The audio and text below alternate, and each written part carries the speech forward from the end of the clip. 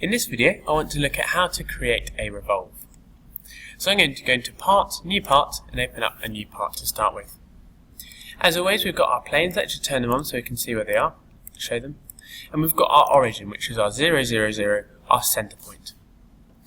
Now a revolve is where we take half of a part and we rotate that by 360 degrees around an axis, around a center line. I'm going to revolve on the front plane, so I'm going to click the front plane and I'm going to go to sketch, because just like an extrude, we always need to start with a sketch.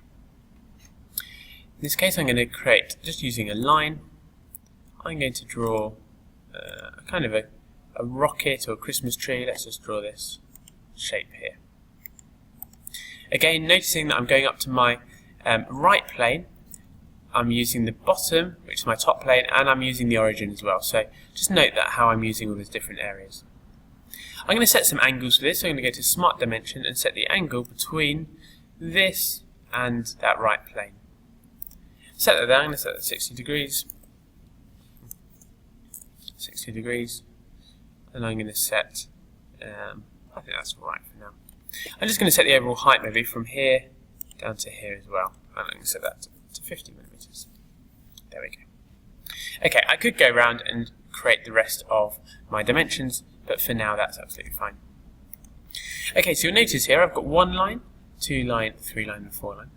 What we always need with a revolve is we need a center line, and we also need an axis.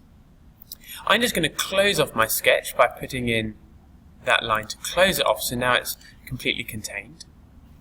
Now, I don't always need to put in an axis, but sometimes it will require me to put in a center line. So just to be on the safe side, I'm going to go under my line to center line from that midpoint and put in a center line. That just gives me a natural axis to revolve around. Okay, so I'm happy with that. Exit my sketch. There's my shape. I'm going to go Features, Revolve, and because I've pre-selected my shape, it already knows and can predict what I would like to do. Let's just roll back, let's just exit that. So say I hadn't pre-selected it, and we go to Revolve. It's going to ask us which plane is the sketch on that you want to revolve. Well, here it is, that's the sketch I want to revolve. I can click on that, and it's already picked up my axis of rotation, and that's because I put that center line in during the sketch. You can see it's created that at 365 degrees. We can change that. If we really want it at 180, we can change that to only make half a revolve, for example. We can edit that if we like. Let's just leave it at 360 and click the tick, and there we have our revolve. Now these are really powerful, and we can do really complex shapes with revolve, so don't forget to use them.